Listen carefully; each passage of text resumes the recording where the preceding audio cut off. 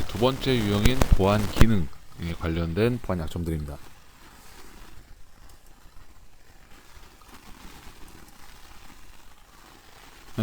보안 기능 같은 경우에는 총 16가지 보안 약점 유형으로 구성이 되어 있고요. 건수로는 가장 많습니다. 보안 기능이 16건으로 가장 많고요.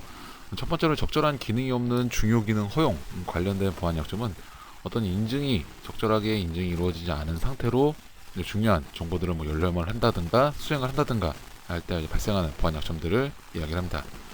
C샵으로 예제가 되어 있는 보안 코드를 안전하지 않은 코드를 살펴보면요. 사용자 입력값으로 받은 사용자한테 입력값으로 받은 요 사용자 C샵에서 사용자 그 입력 필드 텍스트 입력 필드 값을 받아가지고 이걸로 이제 로그인 페이지로 리다이렉트를 시키는 이런 코드로 구성이 되어 있는데요. 지금 같은 경우에 별도로 이제 인증 기능을 수행하지 않고 사용자 입력한 값을 그대로 전달을 해서 로그인 페이지로 이동을 시키고 있습니다. 이런 경우는 이제 안전한 코드로 변경하게 되면은 사용자에 대한 검증을 사용자 이제 이름하고 그리고 패스워드 값 두 개가 적법한 사용자인지 검증을 한 이후에 이동을 시키도록 이렇게 변경을 하고 있습니다. 사용자한테 이제 아이디하고 이제 패스워드를 이제 입력을 받았는데 사용자 아이디 패스워드가 적절한 적법한 사용자인지 등록된 사용자인지 인증 정보를 거치지 않은 상태로 이동을 하면은 적절한 인증이 없이 어떤 중요 기능을 허용한다라고 하는 이제 보안 약점이 된다라고 이야기를 하고 있고요. 두 번째는 부적절한 인가입니다. 부적절한 인가 같은 경우는 이런 접근 제어 관련된 이런 부분들을 검사하지 않고 불안전하게 검사를 한다든가 이런 경우에 발생되는 보안 약점을 이야기를 하고요.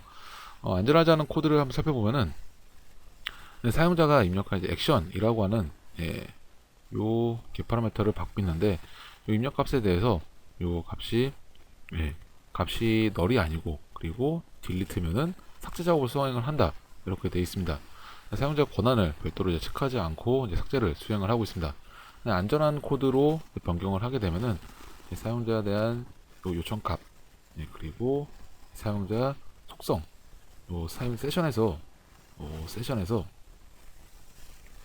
유저라고 하는 속성 값을 가져와서 유저라고 하는 값을 갖고 와서 실제로 딜리트 권한이 있는지 이걸 확인한 이후에 삭제 작업을 수행을 하는 것을 이렇게 가이드를 하고 있습니다.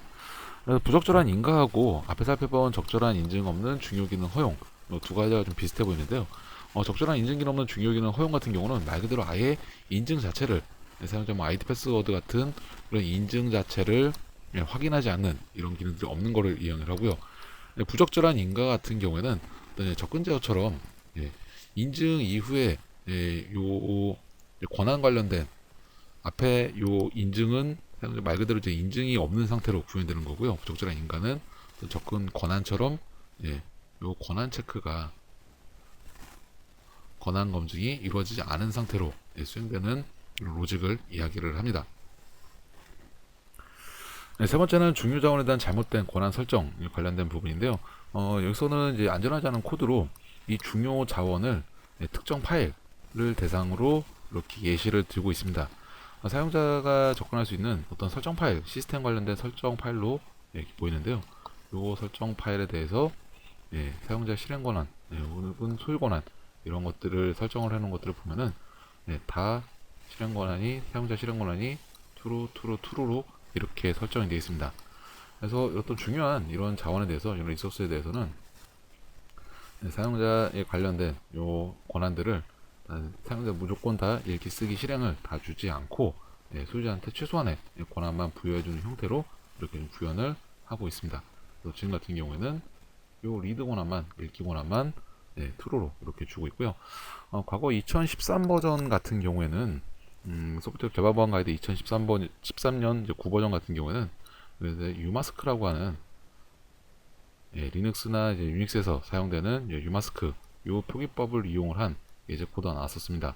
그래서 022 이렇게 해서 그 사용자 디폴트 권한을 설정을 하는 명령어가 아예 운영체제 명령에 사용되는 요 값을 나왔는데 2017 버전에서는 이런 식으로 이제 프로그램 내에서 자바 안에서 권한을 설정하는 메소드를 이제 쓰는 형태로 변경되긴 했는데 의미 자체는 동일하다고 보시면 되고요.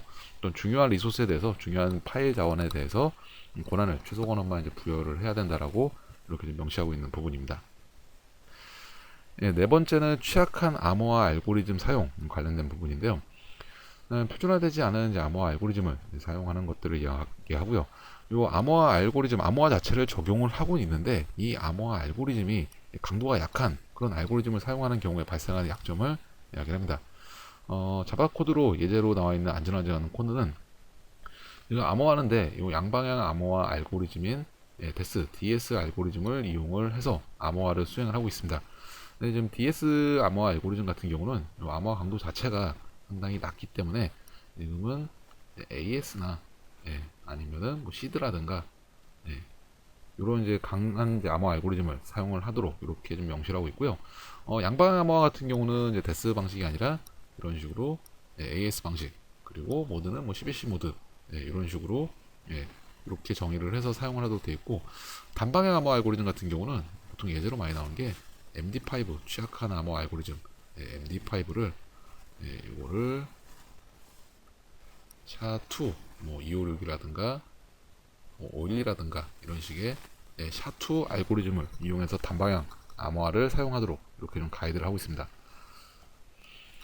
다섯 번째는 중요 정보 평문 저장 관련된 부분이고요. 말 그대로 중요한 정보, 가령 뭐 패스워드 같은 비밀번호 같은 이런 중요한 정보를 암호화시키지 않고 그냥 평문으로 저장하는 경우에 발생하는 취약점을 이야기합니다. 안전하지 않은 자바 코드를 살펴보게 되면 사용자한테 입력받은 아이디나 패스워드 아마도 회원 가입 페이지인 것 같은데요. 아이디나 패스워드 값을 입력받아서 이렇게 insert into 그래서 db에다 저장을 하는데 이 저장을 하는 밸류 값을 보호하니 이 밸류 값이 지금 사용자한테 입력받은 아이디랑 패스워드가 그냥 들어가게 됩니다. 보시는 것처럼 SQL 쿼리문이 등장을 했어요. 아까 입력값 검증에 사용됐던 살펴봤던 SQL 삽입이라고 하는 요 보안 약점이 있었죠. SQL 삽입 같은 경우는 보통 조회문 보통 셀렉트에 프롬 어쩌고 저쩌고 그리고 조건절에 사용자가 입력한 변수를 사용하는 게 일반적이고요. 그래서 여기에다가 어떤 쿼리문을 아까 주석으로 주석을 넣는다든가 따옴표를 넣어가지고 다른 이런 쿼리문을 만든다든가 이런 형태로 쿼리문 자체를 조작을 하는 거고요. 지금 같은 경우에 똑같이 쿼리문이 사용됐지만 중요정보 평문 저장 같은 경우에는 이런 조회 값의 요 조건절에 들어가는 값들을 조작을 하는 게 아니라 정상적으로 아이디나 패스워드 값 입력받아서 이걸로 바로 쿼리문을 만드는 것도 아니고 이렇게 바인딩을 해서 직접 쿼리문에다 집어넣지 않고 바인딩을 쓰고 있습니다. 그래서 SQL의 인젝션하고는 크게 관련이 없는 부분이고요. 지금 같은 경우에 문제가 되는 부분이 사용자가 입력한 회원가입할 때 사용했던 이 패스워드라고 하는 값이 그냥 사용자 입력한 값이 그대로 DB에 들어가는 게 문제가 되는 거죠. 이런 사용자 비밀번호 같은 경우에는 이런 식으로 단방향 암호화를 통해서 이렇게 샤256을 쓰고 있네요. 샤256 단방향 암호화 알고리즘을 이용해서 평문이 아니라 단방향 암호화된 값으로 만들어서 이렇게 저장하는 형태로 이렇게 가이드를 하고 있습니다. 그래서 특히나 이제 뭐 개인정보 관련된 부분들, 패스워드라든가 패스워드 같은 경우는 당연히 단방향으로 암호화해서 저장해야 되고요. 그 밖에 뭐 고유 식별 정보라든가 이런 정보 같은 경우에는 양방향 암호화를 통해서 암호화해서 저장을 하도록 이렇게 가이드를 하고 있습니다. 여섯 번째는 중요 정보의 평문 전송입니다. 평문 저장이 아까 다섯 번째 했던 그 중요 정보의 평문 저장 같은 경우가 그냥 민감한 정보를 암호하지 않고 그대로 DB에다가 저장하는 거를 이야기를 했고요. 중요 정보의 평문 전송 같은 경우는 이 민감한 정보를 그냥 네트워크를 통해서 네트워크를 통해 가지고 전송하는 경우를 이야기를 합니다. 지금 같은 경우에 안전하지 않은 코드를 보게 되면은 지금 소켓을 그냥 생성을 해서 이렇게 444번 포트를 열어가지고 데이터를 그냥 쓰고 있습니다. 패스워드 값을 그냥 요 소켓에다가 이렇게 샌드를 라이트를 하고 있습니다. 이런 경우에 네트워크 스니핑을 통해 가지고 이 정보들을 볼 수 있기 때문에 요 암호화 전송되는 정보 자체를 그냥 소켓 통신으로 이렇게 쏘는 게 아니라 이게 뭐 TCP가 됐든 뭐 어떤 형태가 됐든 간에 이렇게 암호화를 시켜가지고 데이터를 소켓 통신을 하는 형태로 이렇게 구현을 하고 있습니다. 중요정보 평문 전송이랑 평문 저장이랑 둘 다 암호화를 하라라고 하는 게 골자고요. 단지 이거를 DB에다 저장을 하느냐 아니면은 네트워크를 통해서 전송을 하느냐, 이 차이점이라고 보시면 될 것 같습니다. 하드코드는 비밀번호, 요거는 그 코드 안에다가 말 그대로 비밀번호를, 어떤 민감한 비밀번호를 하드코딩한 그런 케이스를 이야기를 하고요.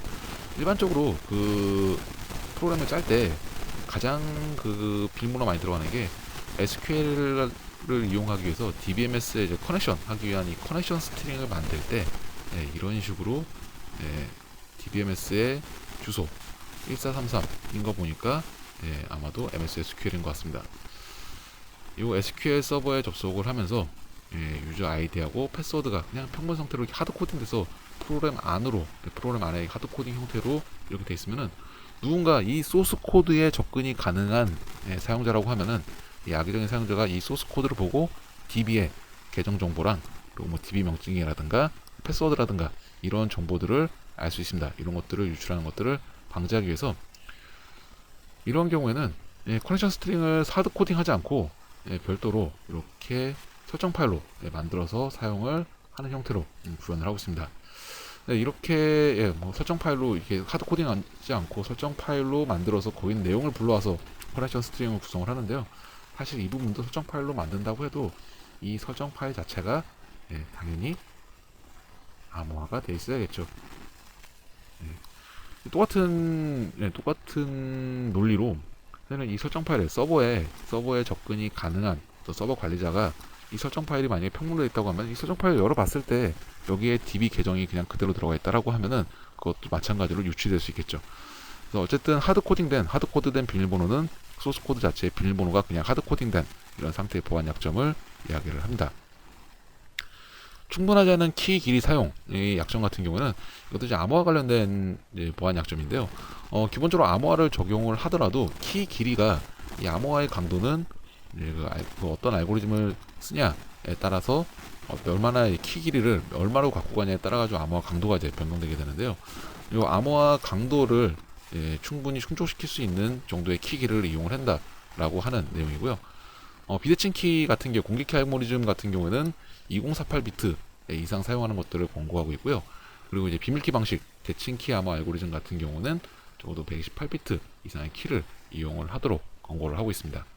안전하지 않은 코드 같은 경우는 보면은 현재 RSA 비대칭키 공개키 암호 알고리즘을 사용하고 있습니다. 근데 이 키 길이가 1024비트만 이렇게 이용을 하고 있어요. 요 1024로 하면은 암호화를 적용을 하고 있지만 충분한 이제 암호화 강도가 충족될 만큼 충분하지 않은 키 길이를 이용하고 있다라고 이야기하기 때문에 이런 경우는 2048로 키 길이가 2048 이상이 돼야 된다라고 이렇게 가이드를 하고 있고요. 참고로 2013 버전에서는 이 예제가 512로 되어 있었습니다. 그때는 이제 512로 되어 있었는데 그리고 지금은 이제 1024로 2017 버전 개발 보안 가이드 2017 버전으로 개정이 되면서 1024도 약하다. 그래서 2048로 이렇게 적용을 해야 된다라고 가이드를 하고 있습니다. 10번째는 적절하지 않은 랜덤한 값을 이용하는 경우에 발생하는 이런 취약점을 이야기하고요. 요 예측이 불가능한 숫자가 필요한 상황에서 예측이 가능한 특정 범위를 예측할 수 있는 이런 랜덤한 값을 사용한다고 하면은 공격자가 다음에 생성되는 숫자를 랜덤 값이긴 한데 숫자가 어느 정도 어느 특정 범위 안에서 예측이 가능한 경우에 랜덤 값을 알아낼 수 있다라고 하는 이런 보안 약점이고요. 자바에서는 이제 랜덤 이제 메스 뭐 수학 관련된 메소드가 들어가 있는 요 메스의 랜덤 메소드를 사용하지 않고 유틸에 있는 랜덤 클래스를 이용을 하도록 이렇게 가이드를 하고 있습니다. C에서는 랜드 대신에 랜더마이즈라고 하는 요 함수를 이용을 하도록 이렇게 가이드를 하고 있고요. 이건 기본적으로 이렇게 랜덤 요 값을 이렇게 자바 메스에 있는 랜덤 값 쓰지 않고 유틸에 있는 랜덤 클래스를 이용을 하도록 해서 이렇게 시드를 유틸에 있는 랜덤 값을 랜덤 함수를 이용하게 되면은 시드를 시드를 생성할 수 있습니다. 요 시드는 이 랜덤 값이 생성되기 위한 어떤 이제 초기 값 내지는 뭐 이니셜 그리고 랜덤을 생성시키기 위한 어떤 초기 값을 이야기를 하죠. 그래서 이 초기 값을 이제 세팅을 하기 때문에 이 랜덤 값이 랜덤 값의 초기 값으로 시드 값으로 현재 시간을 현재 있는 이제 마이크로 타임이 되겠죠. 유닉스 타임을 넣어주기 때문에 이 이후에 발생되는 값들을 예측하기가 이제 어렵도록 이렇게 만들 수가 있고요. 그래서 일단 구별하는 방법은 이 수학 이 클래스에 있는 랜덤 함수가 아니라 이 위치에 있는 랜덤 클래스를 이용해서 한번 시드를 해가지고 이 랜덤 값을 한번 초기화를 시키고 사용을 하도록 이렇게 가이드를 하고 있습니다. 하드코드된 암호화 키, 10번째 보안 약점입니다. 하드코드된 암호화 키는 아까 살펴봤던 하드코드된 비밀번호랑 비슷하게 소스코드 안에 암호화를 하는데 이 암호화에 사용되는 키가 그냥 소스코드에 하드코딩 되어 있습니다. 이 안전하지 않은 코드를 살펴보게 되면 자바에서 현재 암호화, AS 암호화를 이용을 하고 있는데 이 암호화에 사용되는 키값, 이 비밀 키값이 이렇게 하드코딩 되어 있습니다. 그러면은 이 소스 코드에 접근 가능한 사용자가 이 소스 코드를 보고 이 암호화에 사용되는 키 값을 유출을 할 수가 있게 되겠죠. 그래서 이 암호화 키를 소스 코드에 하드 코딩하지 말고 별도로 관리를 해라 라고 하는 부분이고요. 아까 하드 코딩된 비밀번호랑 마찬가지로 이렇게 패스워드 값을 하드 코딩하지 않고 별도 외부 파일에다가 이렇게 저장을 해놓고 이 값을 가져와서 키를 이용을 하도록 되어 있습니다. 지금 같은 경우에 요 키값을 get password라고 해가지고 요 password.ini 요 ini 파일에 들어가 있는 값을 가져오는데 이 키값도 마찬가지로 그냥 평범 상태로 가져오는 게 아닌 것 같습니다. 이 키값도 decrypt라고 되어 있는 걸 보아하니 처음부터 이 설정 파일에 키값을 저장할 때 이 키값 자체를 인크립트를 시켜서 암호화를 시켜서 저장을 해놓고 이거를 사용할 때는 이 값을 가져와서 복화를 시켜가지고 요 키값으로 이용을 하도록 이렇게 구현되어 있습니다. 이렇게 구현을 해야지 안전하게 구현이 되겠죠. 이 패스워드 설정 파일 안에 패스워드가 그냥 마찬가지로 평문으로 하드코딩 되어 있다고 하면은 이 서버에 접근이 가능한 서버 관리자는 암호화 키값을 알 수 있을 겁니다. 근데 요 복화를 이 디크립트를 어떤 식으로 하는지는 상세하게 따로 명시를 해놓지는 않았네요. 아무튼 요 암호화에 사용되는 키값도 마찬가지로 하드코딩 하지 말고 별도 파일로 이렇게 불러와서 사용하도록 관리를 해야 된다라고 하는 내용입니다. 11번째는 취약한 비밀번호 허용입니다. 취약한 비밀번호 같은 경우는 이 비밀번호 그 패스워드를 생성하는 룰 이거를 조합 규칙을 요구하지 않는 이런 경우에 발생하는 보안 약점이고요. 취약한 비밀번호를 방지하기 위한 룰이라고 하면은 일반적으로 많이 사용되는 게 그런 것들이죠. 영문자 여기는 대문자, 소문자, 특수문자, 아니면 숫자, 이것들을 조합을 해서 몇 개 이상을 조합해서 8자리 이상, 아니면은 10자리 이상, 이런 식의 이제 복잡한 패스워드를 만들도록 이제 강제해야 되는데 이런 로직이 없는 경우에 발생하는 약점이고요. 안전하지 않은 자바 코드를 보니까 사용자가 입력한 아이디나 패스워드, 요 값에 대해서 별도로 자릿수라든가 문자 포함 여부 이런 것들 복잡도를 체크하지 않고 그냥 사용자 등록을 하는 사용자 회원가입을 하는 형태로 구현되는 경우가 이제 안전하지 않은 코드고요. 이거를 안전하게 바꾸기 위해서 사용자가 입력한 요 패스워드가 이 패스워드 값이 이렇게 정규식을 이용을 해서 이렇게 소문자, 대문자, 소문자나 대문자, 숫자, 특수문자 이런 것들을 조합을 해서 9자리 이상의 패스워드가 되도록 9자리보다 큰 패스워드가 되도록 입력을 했는지 정규 표현식을 이용을 해가지고 검증을 하고 있습니다. 정규 표현식 요거에 대한 의미까지는 정확하게 알면 좋지만 굳이 문제를 푸는데 부분은 아니고요. 일단 이런 식으로 보통 복잡도를 체크하기 위한 정규 표현식이 들어갔다라고 하는 이거를 일단 요 내용을 아시면 될 것 같습니다. 12번째는 사용자 하드디스크에 저장되는 쿠키를 통한 정보 노출 업무입니다. 쿠키는 아까도 말씀드렸던 것처럼 쿠키라고 하는 값 자체가 사용자 브라우저 클라이언트 쪽에 저장이 되기 때문에 사용자는 얼마든지 이 쿠키 값을 열람도 가능하고요. 자기 클라이언트에, 자기 브라우저에 PC 안에 저장되는 값이기 때문에 열람도 가능하고 그리고 변조도 쿠키 값을 변조하는 것도 가능하다라고 말씀을 드렸습니다. 쿠키를 변조하는 거는 별도의 프로그램이 아니면 패킷, 프록시 같은 걸 쓰지 않더라도 브라우저 플러그인, 쿡시 같은 그런 플러그인을 이용해서도 간단하게 변조가 가능하고요. 지금 같은 경우에 사용자 하드디스크에 저장되는 말 그대로 클라이언트에 저장되는 쿠키를 통한 정보 노출 항목인데요. 안전하지 않은 코드를 보니까 이제 쿠키를 생성을 할 때 뭔가 어떤 쿠키에다 값을 저장을 해놓고 이 쿠키의 만료 시간, 쿠키가 어느 정도까지 이 PC에서 이 사용자 클라이언트에 저장되고 있는지 그 기간을 정시를 하는 거를 지금 초 단위로 60초 곱하기 60 곱하기 24 곱하기 30 곱하기 12 그러니까 초, 시, 일, 월, 연 쿠키 완료 시간을 1년으로 이렇게 설정을 이렇게 하고 있습니다. 과도하게 설정을 하고 있습니다. 그럼 당연히 이 쿠키에는 정보들이 사용자 PC에서 살아있는 시간이 1년 동안 살아있기 때문에 이 쿠키에는 정보들을 사용자가 열람을 할 수 있는 기회가 더 많아지게 되겠죠. 그래서 이거를 이런 식으로 그냥 60초에 곱하기 60 곱하기 24 하루 정도 이렇게 60초니까 분, 시, 일 하루 정도로 쿠키 만료 날짜를 이렇게 제한을 하는 형태로 안전한 코드를 가이드를 하고 있습니다. 그래서 이런 영속적인 쿠키를 사용하지 않도록 이렇게 가이드를 하고 있고요. 사실 뭐 날짜만 이 만료 시간만 제한하는 걸로 쿠키에 저장되는 정보를 쿠키를 통한 정보 노출 이거를 100% 막을 수 있는 건 아닌데 일단은 개발 보안 가이드에서는 이런 형태의 가이드를 하고 있습니다. C샵으로도 마찬가지고요. C샵으로 되어 있는 제시되어 있는 코드도 요거 같은 경우는 지금 사용자가 입력한 값으로 사용자가 입력한 값으로 쿠키 만료 날짜를 쿠키 만료 시간을 지정을 하고 있는데요. 이거를 정말 이렇게 안전한 코드로 변경하게 되면은 쿠키에 있는 속성에 요 CQ라고 하는 속성을 활성화를 시킵니다. CQ라는 속성을 활성화시키면은 브라우저에서 자바스크립트라든가 이런 걸로 쿠키 값을 핸들링을 못하도록 하는 속성을 활성화를 시키고요. CQ 쿠키라고 하는 값으로 이렇게 만들게 됩니다. 이렇게 되면은 이제 그 브라우저에서 어떤 자바스크립트를 이용해서 뭐 도큐먼트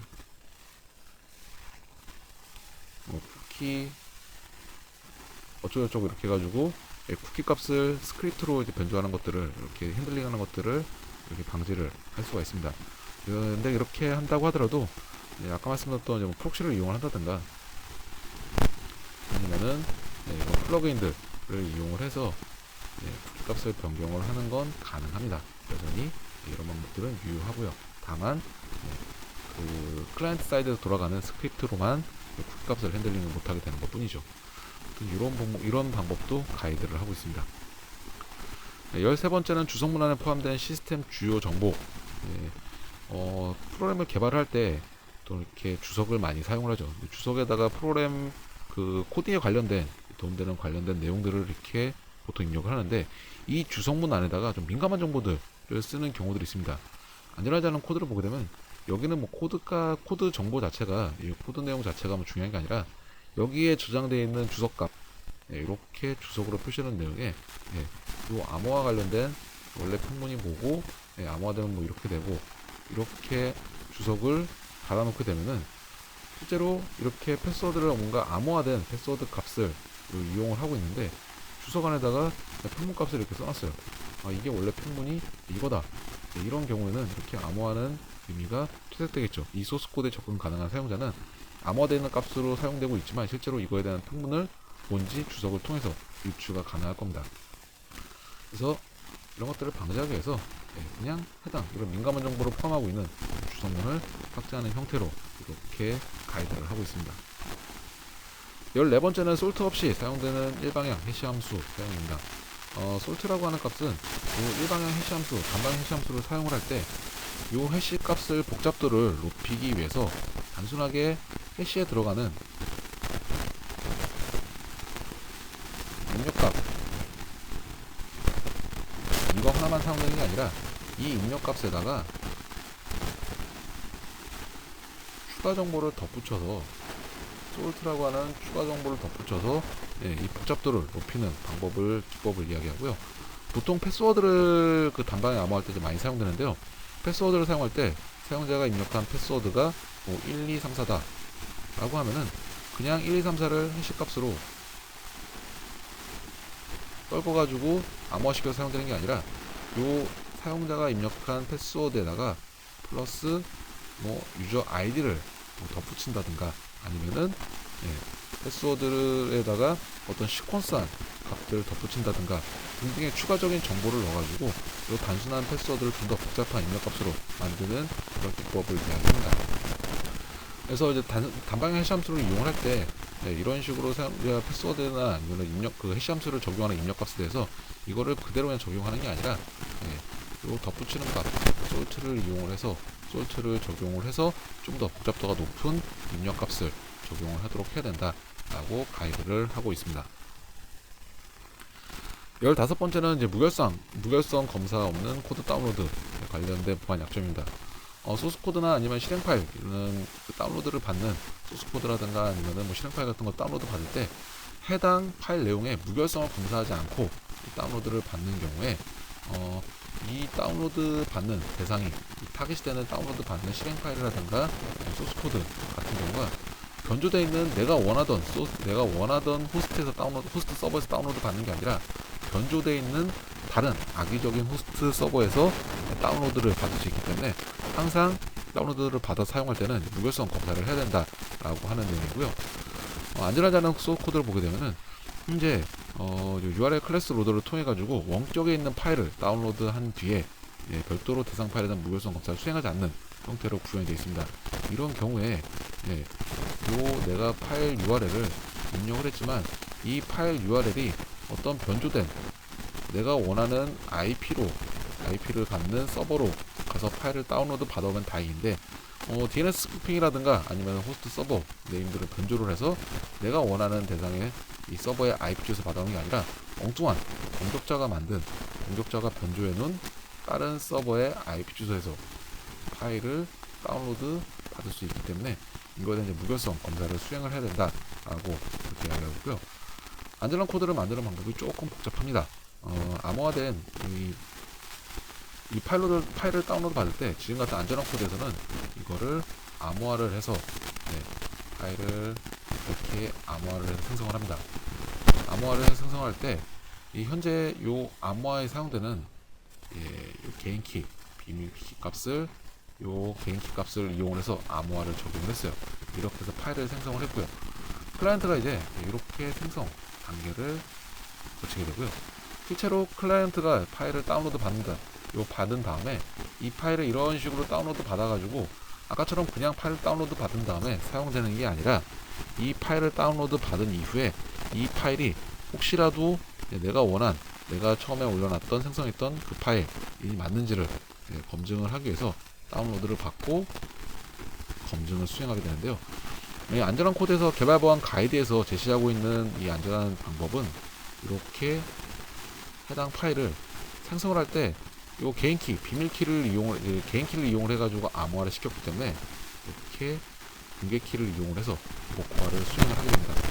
복호화를 수행했을 때 만약에 정상적으로 복호화가 된다라고 하면은 이거는 이 프라이빗 키, 나 혼자만 알고 있는 개인키로 암호화를 했던 이 파일이 맞구나 라고 하는 것들을 알 수 있고요.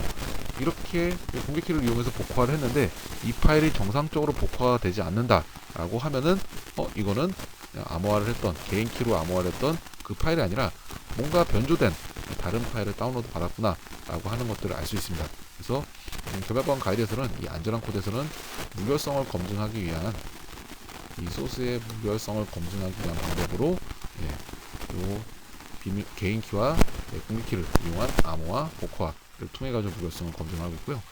사실 뭐 이렇게 무결성을 검증을 할 때 꼭 이렇게 개인키, 비밀키 이렇게 공개키 방식으로 암호화, 복호화를 하는 방법이 아니라 별도로 뭐 해시함수를 이용을 한다든가 MD5나 샤 같은 이런 해시함수를 이용해서도 이 해시함수에 대해 해당하는 사전에 계산해 놓은 해시 결과값을 가지고도 비교를 해볼 수 있습니다. 이제 가이드에서는 이런 형태로 공개키 방식으로 무결성을 검증을 하고 있습니다. 마지막으로 이제 반복된 인증시도 제한에 대한 기능 부재 관련 내용이고요. 반복된 인증시도 제한 기능 부재 무한약점 같은 경우는 인증을 할 때 패스워드가 몇 번 이상 틀렸을 경우 이제 블락킹을 해야 되는데 보통 포탈을 이용을 할 때 패스워드가 5번 이상 틀린다든가 하면은 이 계정이 블락이 되죠. 그래서 이제 브루트포스 공격들을 방지를 하게 되는데 무차별 대입을 하는 이런 공격들을 방지를 하는데 그런 기능이 구현되어 있지 않은 경우를 이렇게 제시하고 있고요. 안전하지 않은 코드, C 언어로 된 샘플을 제시하고 있는데요. 이렇게 그 사용자 이름하고 패스워드를 입력을 했을 때 뭔가 틀렸을 경우에 몇 번 이상 틀리면은 블럭을 시켜야 되는데 그렇지 않고 그냥 계속 인증 시도 횟수를 따로 제한하지 않고 있고요. 이것을 안전하게 수정하기 위해서 요 카운터, 초기값 카운터 0을 두게 되고요. 이 초기값 카운터에 대해서 한번 틀렸을 때마다 이렇게 카운터 값을 증가를 시킨다. 그래서 요 매크로로 이렇게 정의한 맥스 값 5번이면 5번, 10번이면 10번 이런 식으로 디파인 되어 있겠죠. 요 맥스 시도 값이 디파인 되는 값보다 작으면은 계속 재시도를 하지만 이 값을 넘어가게 되면은 그러면은 블락을 시켜버리고 더 이상 인증을 하지 못하도록 이렇게 페일을 해버리는 형태로 이렇게 구현을 하고 있습니다. 그래서 보안 기능 관련된 16가지 보안 약점을 살펴봤습니다.